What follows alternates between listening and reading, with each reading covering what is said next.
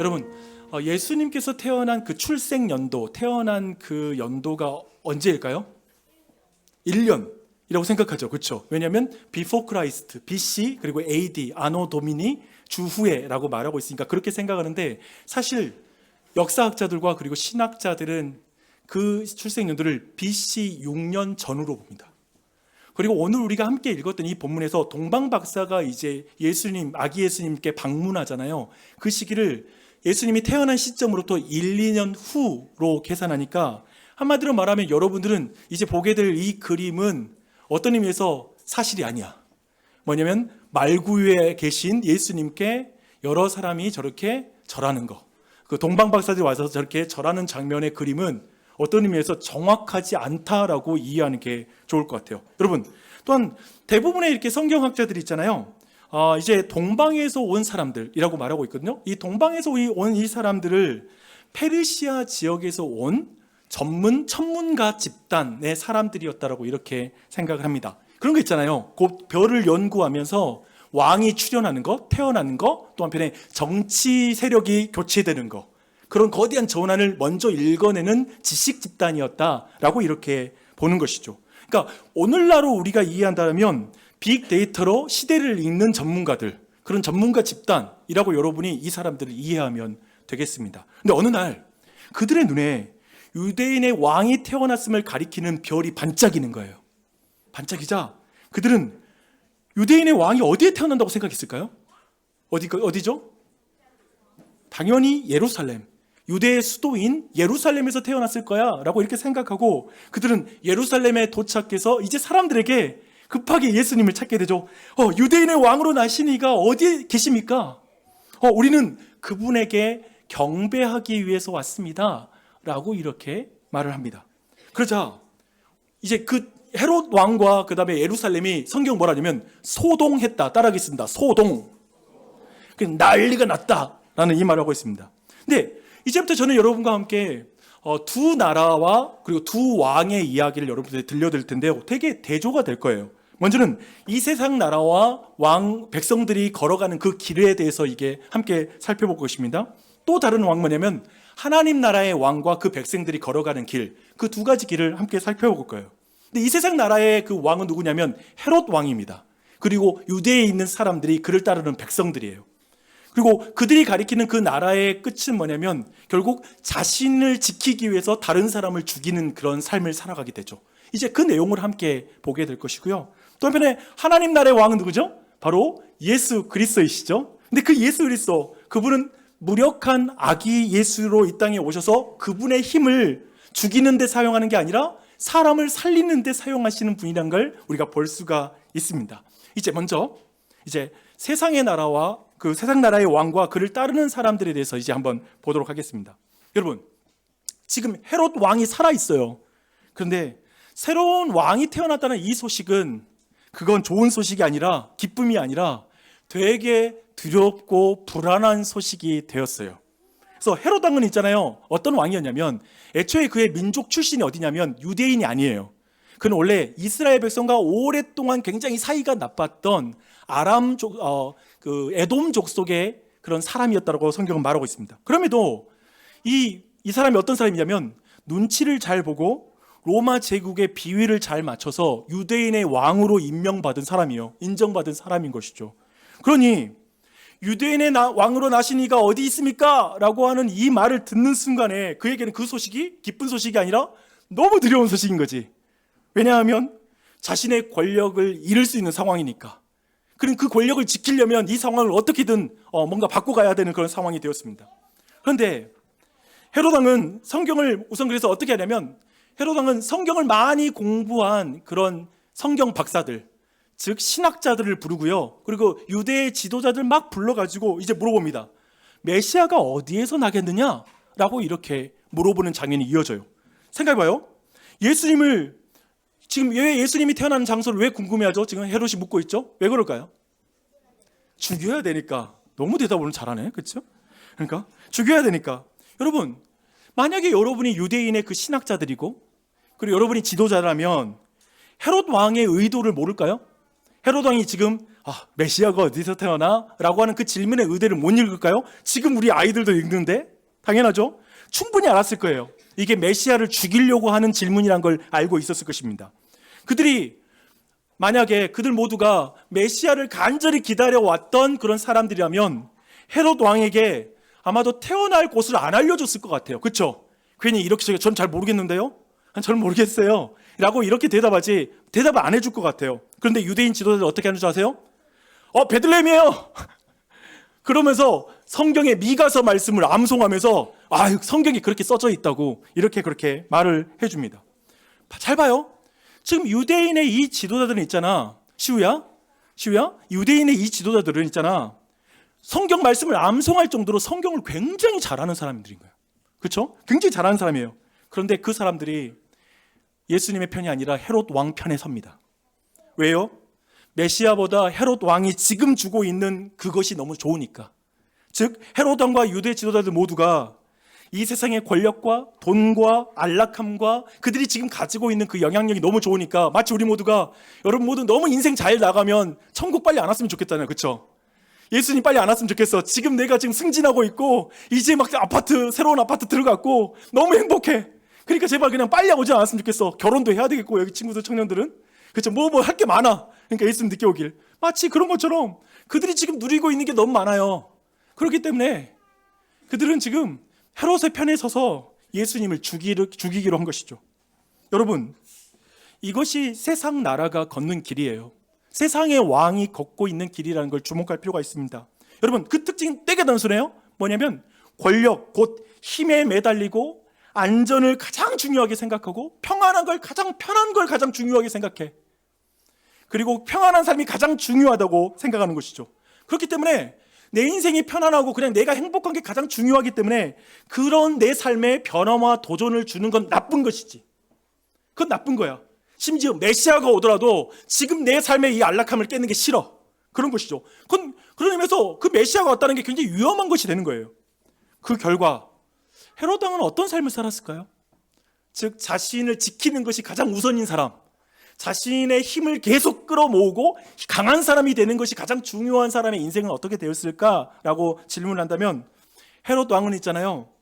자기의 힘과 생명을 지키려 하지만 결국 자기 자신과 또 많은 사람들을 죽이는 삶을 살게 됩니다. 그러니까 역사적 기록을 보니까 헤롯 왕에 대한 기록이 남아 있어요. 근데 이 헤롯 왕이 이제 나이 들어서 피해망상증에 시달렸대요. 뭔가 이게 막 이상한 느낌을 갖는 거예요. 그래서 헤롯 왕은 있잖아요. 자신의 권력, 그것을 위협한다고 판단되면 심지어 가족들까지 다 제거했어요. 가족들까지 죽였습니다. 그래서 장인인 히르카노스 2세가 있었는데 그를 죽이면서 자신의 아내인 마리암네라는 아내도 죽입니다. 왜냐하면 자신의 권력을 넘본다고 피해망상증에 걸려 있으니까. 더 이상 어디까지 가는 줄 아세요? 두 아들을 죽여요. 내 아들이 내 권자를 넘봐? 죽여야 되겠다. 의심하고 죽여버립니다. 근데 그런 의미에서 로마 황제 가운데 이 헤롯 대왕을 유대의 왕으로 세운 사람이 아우구스투스라는 황제예요. 근데 그 황제에게 실제로 내 두 아들을 죽이게 해주세요 라는 것을 보내요. 그리고 그걸 허락받아요. 근데 그 과정을 거쳤을 때 이 아우구스투스가 이 헤롯 대왕에 대한 기록을 이렇게 남겼습니다. 뭐냐면 헤롯의 아들로 사느니 차라리 그의 돼지가 되는 것이 낫다. 그 아들로 살면 죽잖아요.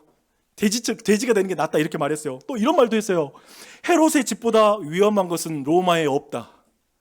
헤롯의 집이 가장 위험하다는 거야. 그런 말을 했습니다. 봐봐요. 헤롯은 있잖아요. 자신을 지키기 위해 자신이 사랑하는 사람을 죽이는 지경에까지 이르는 것이죠. 또한 이런 사람이라면 다른 사람을 죽이고 파괴하는 것으로 그 인생이 달려가는 게 당연하죠. 여러분 오늘 말씀 보면 동방박사가 예수님께 가잖아요. 나중에 예수님 만나고 나서 천사의 지도를 따라서 헤롯 왕에게 돌아가는 게 아니라 다른 길로 가게 되거든요. 이 사실을 알고 나서 헤롯 왕은 어떻게 하냐면 베들레헴에다가 조준 타격을 하죠. 2살 이하의 아이들을 전부 다 죽입니다. 굉장히 잔혹하죠. 자기 자신을 지키는 것이 최선인 사람은 타자를 향하여 분노와 그리고 공격성을 드러내고 조금만 위협이 될 것 같으면 다 죽여버리는, 그냥 그 씨를 제거하고 근원을 제거하는 그런 잔인성을 갖게 되는 것이죠. 그게 바로 세상 나라의 왕이고 그리고 그 나라의 어떤 백성의 특징이라는 걸 보여주고 있습니다. 오스트리아에 가면 있잖아요. 제가 가봤으니까 하는 말. 오스트리아 빈에 가면 쉔브룬 궁전이라는 게 있어요. 이 쉔브룬 궁전이 어떤 궁전이냐면 합스부르크 왕가가 궁전으로 사용했던 그런 되게 유명한 궁전이에요. 근데 이 합스부르크 왕가가 누구냐? 즉 오스트리아 빈을 수도로 그 중심으로 중세부터 근세까지 약 800년에서 900년 동안 유럽의 그냥 절반 가까이 그 이상을 유럽 전체를 통치했던 그런 가문입니다. 근데 그런 가문인데 정말 이 가문이 결국에는 이제 어떻게 그들의 통치 영역을 넓혀갔을까라고 생각이 들잖아요. 근데 그들이 어떻게 통치 영역을 넓혔냐면 결혼이었어요. 정략 결혼을 통해서 통치 영역을 넓혀갈 뿐만 아니라 또한 근친 결혼을 통해서 그 통치 역량을 유지시키는 거. 다른 사람이 들어오지 못하게 아무것도 안 나누고 우리 것을 지키기 위해서 자자손손 그 권력을 지키기 위해서 그들은 그러한 길을 걸어가게 됩니다. 네, 그러한 길을 걸어가면서 중요한 것은 이제 어떻게 되냐면 그 왕가가 문제는 이제 사진 한번 볼게요. 결과적으로 기형아를 출생하게 되고요. 유전적인 질병을 앓게 되는데 잘 봐봐요. 턱이 어때요? 턱이 이렇게 길게 늘어지는 거예요. 저게 합스부르크 왕가의 턱이라고 불리는데 턱이 저렇게 길어지면서 결국 유전병과 그리고 왕위 계승 문제로 자주 다투는 가운데 20세기 초반인가요? 사실 근세에 와서 이 왕가가 무너지게 됩니다. 역사에 사라져요. 여러분, 이 합스부르크 왕가의 이 몰락을 합스부르크 왕가의 저주라고 이렇게 부르기도 합니다. 저런 병을 얻는 거. 그것을 저는 이것이 세상 나라의 특징들을 다 모아놓은 장면이라는 그런 생각이 듭니다. 헤롯이 왕권을 잃을까, 힘을 잃을까, 영향력을 잃을까 걱정하면서 아들까지 죽이잖아요.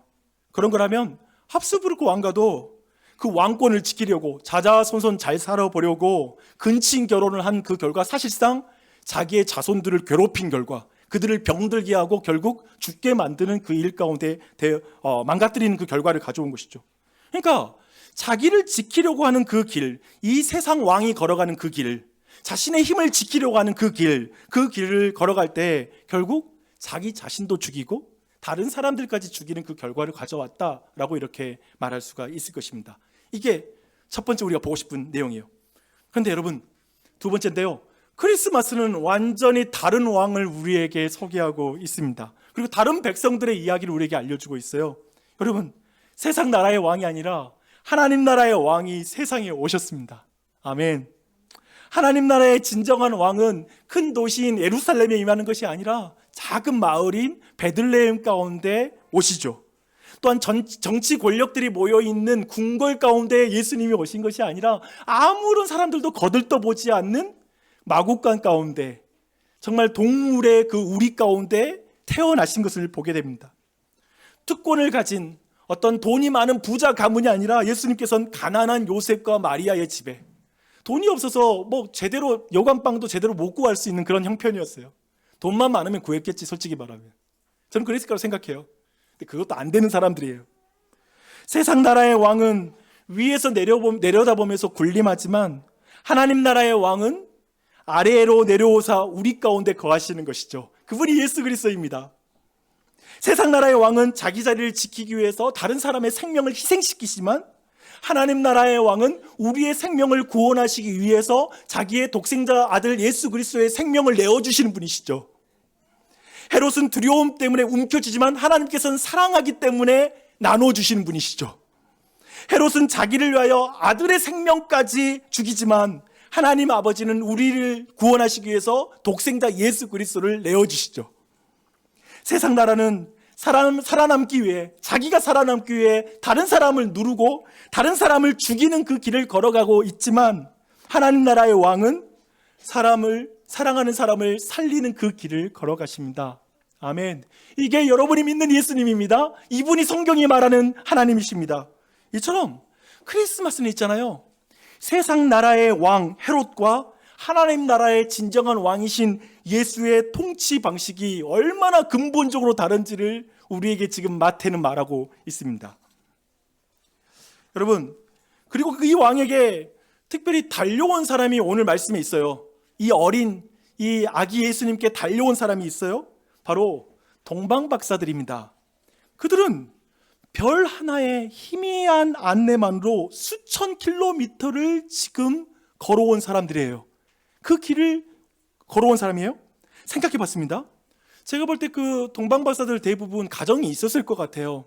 그렇다면 몇 주 혹은 몇 달 동안 가정을 비워야 한다는 그 일상의 안전을 내려놔야 돼. 일상의 삶의 리듬이 깨져야 돼요. 가족의 수입이 끊길 수도 있고, 한편에 공동체 안에서 자기 역할이 끊어지는 경력 단절을 경험할 수 있겠죠. 어떤 그런 어려운 상황이 돼요. 그들은 사막을 지나야 했고, 강도를 만날 위험이 항상 여행자들에게는 있었고요. 유대 땅에 들어가는 순간부터 헤롯이라는 독재자의 눈에 띄는 그 위험도 감수해야 되는 그 상황이 된 것이죠. 그럼에도 정말 이 이방인들, 저 이방 페르시아 사람들이 왜 그 길을 걸었을까라는 그런 질문을 한번 해봤으면 좋겠어요. 저는 그들의 마음 가운데 한가운데 그 마음의 자리에 이런 갈망이 있었던 것 같습니다. 진짜 왕이 오셨다면 우리는 가서 반드시 나는 그분을 봐야 되겠어. 반드시 내가 그분께 가서 경배해야 돼. 그분이 진짜 왕이잖아. 진짜 왕에게 가서 내가 경배해야지. 그리고 나는 꼭 내 보배를 그분에게 바쳐야 해. 내가 가만히 이 사실을 알고도 가만히 있는 것은 죄를 범하는 거야. 나는 반드시 예수님을 만나야 돼. 예수님이 아니지만 그 유대인의 왕을 만나야 돼. 라고 이렇게 그 마음 깊숙이서 이 고백을 가지고 그 길을 걸었을 것입니다. 그리고 그들의 이 믿음과 소망을 마태는 한 문장을 통해서 우리에게 전달해줘요.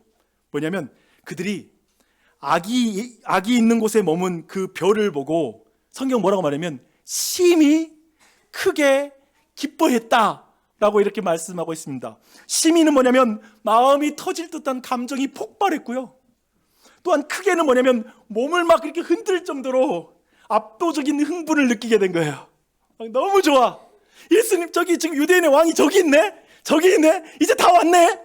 그리고 기뻐했다. 내 마음 깊은 곳에서 솟아오르는 그 영적인 환희, 막 기쁨이 막 올라오는 거야.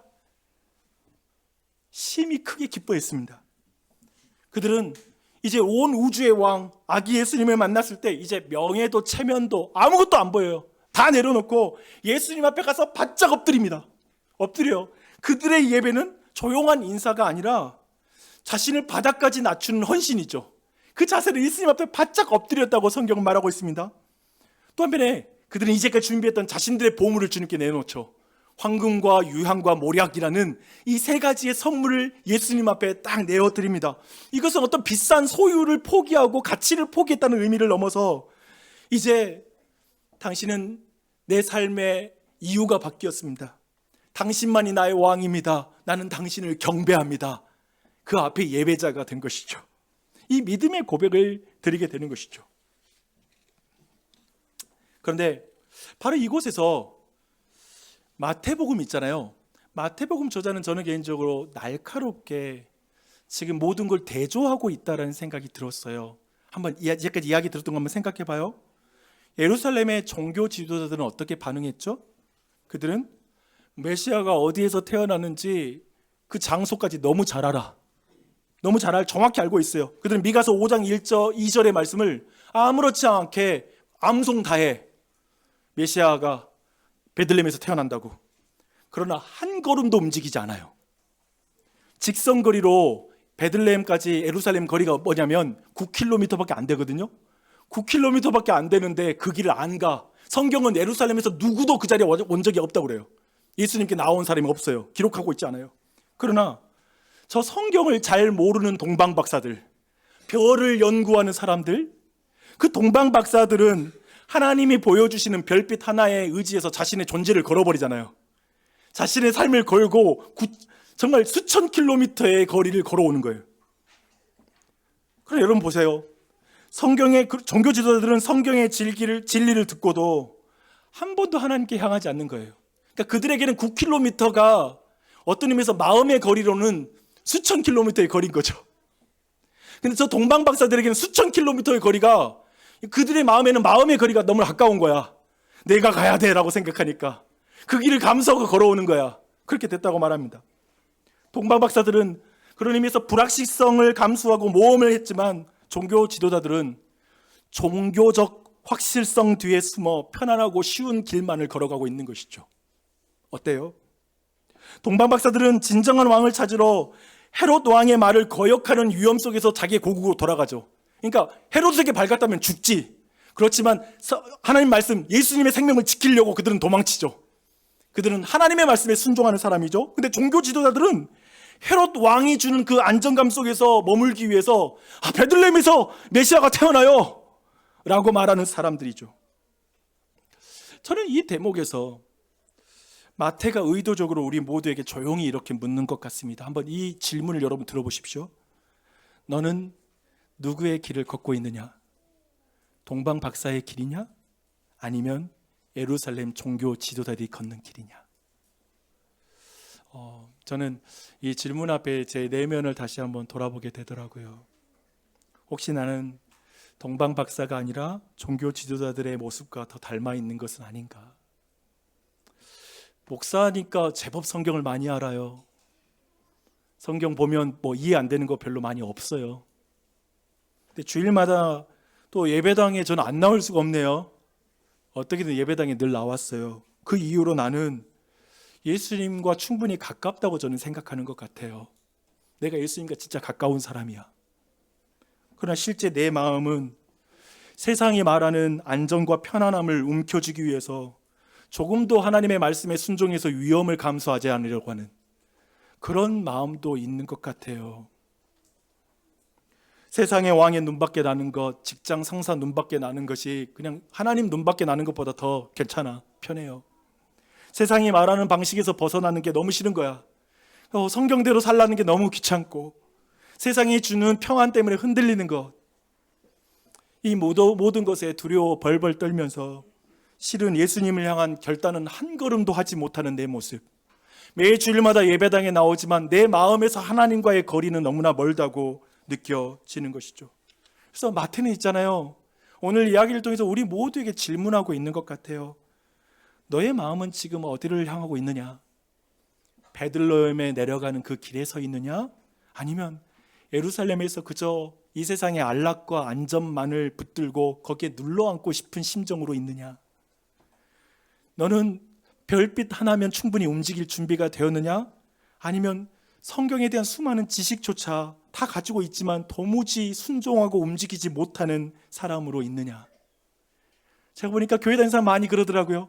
더 성경을 알아야 된대요. 제자 훈련하고 뭐 다 했는데 또 뭐 알겠대요. 도대체 우리에게 부족한 건 뭘까? 뭘 알아야 우리는 위험을 감수하면서 그분의 말씀에 순종할 수 있는 존재가 될 수 있을까라는 근본적인 질문을 오늘 말씀에서 해보게 됩니다. 저는 이 질문 앞에, 제 자신이 이 질문 앞에 좀 내 안에 있는 불편한 지시를 좀 맞닥뜨릴 수밖에 없는 것 같아요. 나는 종종 하나님께 가까운 사람이 아니라 종교적으로 안전한 삶을 살고 있는 목사다. 교회에 점점 커갈수록 저는 더 안전에 빠질 수 있는 사람인 것 같아요. 왕 앞에 엎드리기보다 내 자리 지키는 데 더 관심이 많다라는 것, 그걸 어떻게 속일 수 있을까? 저 별빛 한 줄기보다 세상이 말하는 성공과 안정이 더 크게 보이고 그 세상이 말하는 네온 사인을 쫓아가는 게 나한테 더 좋은 거 아닌가? 세상의 스타가 되는 거, 이 세상에 인정받는 그 길, 이 세상에서 내가 셀럽이 되는 거, 인스타가 되는 거, 그거 아닌가 싶었습니다. 오늘 우리는 두 나라의 왕과 백성들이 걷는 그 길을 함께 살펴보았습니다. 설교를 준비하는데 결론 부분에서 이 두 나라의 왕과 그 백성들이 걷는 길을 좀 비교할 수 있는 한 가지 이야기가 제 안에 계속 떠올랐어요. 제가 이 이야기를 들려드리면서 오늘 전체 내용을 좀 정리할 수 있을 것 같습니다. 우리가 굉장히 어려서부터 잘 들었던 이야기입니다. 어느 날 눈보라가 정말 몰아칠 때 갑자기 이제 길을 걷다가 눈보라가 몰아치게 된 거예요. 그리고 정말 높은 산을 건너가야만 목적지에 도착해 다시 돌아갈 수 있는 상황이 아닌 거예요. 두 사람이 힘겹게 그 눈길을 걸어가고 있습니다. 근데 그렇게 걸어가다가 앞에 한 사람이 쓰러진 사람이 있는 걸 보게 됩니다. 가보니까 그 사람의 의식은 굉장히 희미했고 그 몸이 이미 점점 굳어가고 있는 그런 상황이었습니다. 그 순간에 그 한 사람이 죽어가는 그 얼굴과 표정을 보니까 한 사람이 너무 두려웠던 거예요. 너무 두려워서 죽음의 공포가 그 마음을 사로잡혀서 그가 이렇게 말하는 거예요. 지금 멈추면 나도 너무 위험해져. 내 안전이 먼저야. 내가 살려면 어쩔 수 없어. 그렇게 말하면서 뒤도 돌아보지 않고 혼자 막 빨리 건너가지 않으면 우리도 죽는다고 말하면서 막 앞에 달려가기 시작했습니다. 그런데 다른 한 사람은 그 한 사람을, 그 쓰러진 사람을 도저히 그냥 보고 지나칠 수가 없는 거야. 그래서 그 쓰러진 이를 부축해서 일으켜 세우고 그리고 나서는 느리고 매우 힘겹게 걸음을 옮기기 시작합니다. 그리고 산을 오르기 시작해요. 근데 놀랍게도 그 눈보라 속에서 서로의 체온이 서로에게 작은 불씨가 된 거예요. 그러면서 그렇게 같이 그것을 넘어가고 있는데 이제 멀리 이제 곧 자기는 알고 있어. 곧 있으면 이제 마을에 도착한다는 걸 알고 있는데 갑자기 앞에 뭔가 이상하게 어떤 사람의 형체와 같이 눈이 쌓여 있는 어떤 그런 모습을 보게 된 거예요. 자신들보다 앞서갔던 그 한 사람이 쓰러져 거기에서 뻣뻣하게 굳어져 있는 거죠. 혼자 가면 더 안전할 것 같은 그 길이 오히려 죽음의 길이 된 것입니다. 반면에 생명을 살리기 위해서 힘들게 희생하며 걸어야 했던 그 사람은 이제 깨닫게 돼요. 내가 이 사람을 살린 게 아니라 이 사람이 나를 살려줬구나 라는 걸 깨닫게 된 것이죠. 저는 이 내용이 두 나라의 왕과 그리고 백성들의 이야기를 잘 담고 있는 것 같습니다. 헤롯과 유대의 지도자들은 자신들만 살기 위해, 자신들을 지키기 위해서 혼자 먼저 가는 그 길, 힘을 마음대로 사용해서 내가 이렇게 힘껏 빨리 달려가면 우리는 정말 계속해서 잘 살 거야 라는 생각으로 갔죠. 그러나 동방의 박사들은 진정한 왕 앞에 엎드리기 위해서 모든 위험을 감수하며 그 길을 걸어가고 있습니다. 눈길 위의 두 사람처럼 무엇이 진짜 안전한 길인지를 마태가 물어보고 있어요. 어떤 길이 너에게 안전하냐? 헤롯 왕과 그리고 유대의 지도자들이 네가 걷고 싶은 길이야? 아니면 동방 박사들과 예수 그리스도가 걸은 그 길이 네가 걷고 싶은 길이야? 라고 우리에게 묻고 있는 것이죠. 무엇이 진짜 안전한 길일까요? 라는 질문을 하고 싶은 거예요. 여러분, 뭐가 여러분에게 진짜 행복한 길일까요? 뭐가 여러분에게 궁극적으로 안전한 길일까요? 혼자의 힘으로 앞서 가는 그 길일까요? 아니면 누군가를 살리기 위해서 내 힘을, 내 돈을 기꺼이 나누는 그 길이 나에겐 더 안전한 길이야 라고 여러분 믿고 있습니까?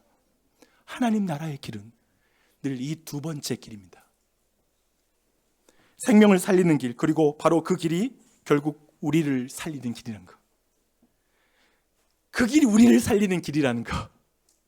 그것이죠. 2025년 크리스마스입니다.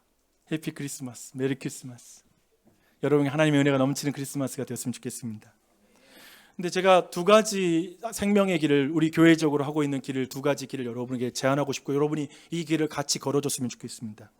이번 성탄절은 복음을 전하여서 전도하고 생명을 살리려고 하는 계획 가운데 태신자를 작정했습니다. 지난주에 6분이 카드를 냈더라고요.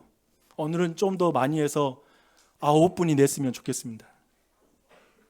근데 태신자가 무슨 뜻이냐면 믿음이 태동하기를 바라는 사람이에요.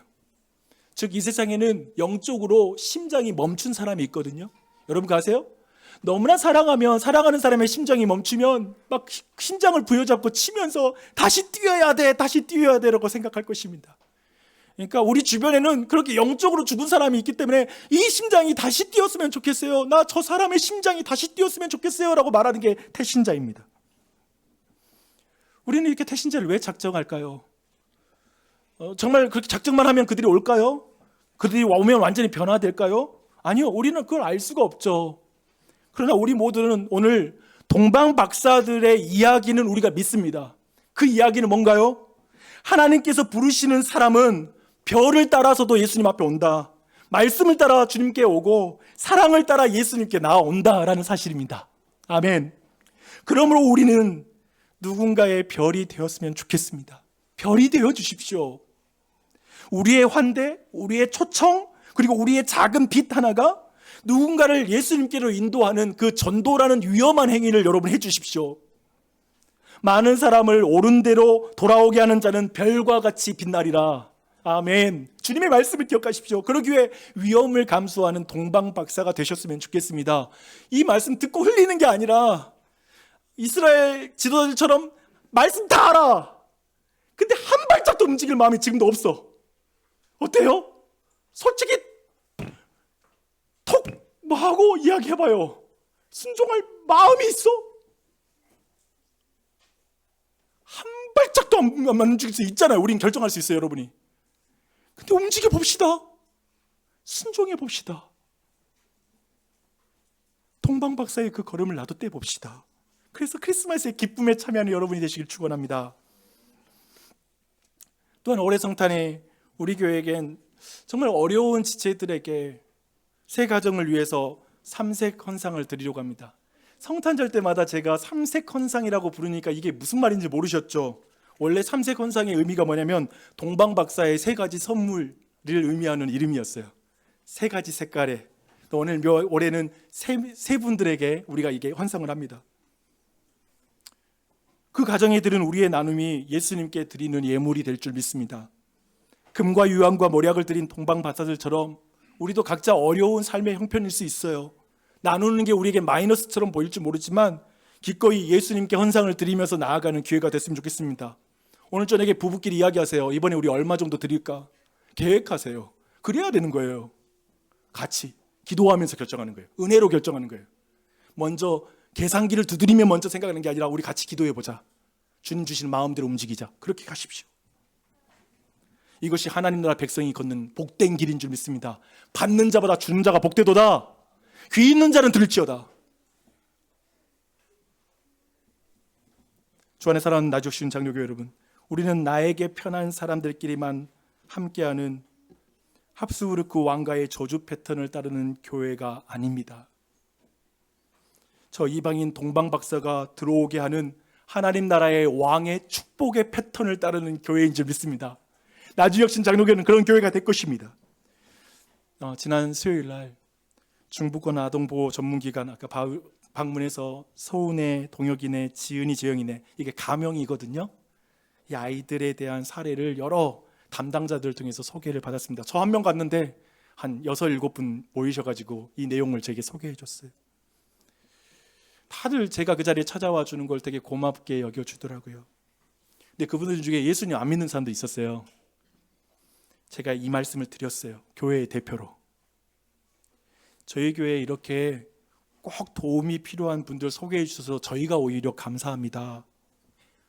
그러니까 저희에게 저한테 너무 고마워할 필요 없어요.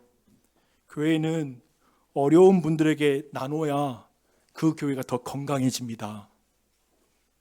정말 우리에게 있는 것을 흘려보낼 수 있는 기회를 주셔서 감사합니다. 우리가 너무 감사해요.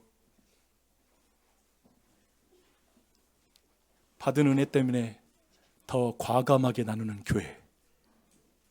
나눠서 약해진 게 아니라 더 강해진 교회. 그게 하나님 나라의 교회입니다. 믿으십니까? 믿으십니까?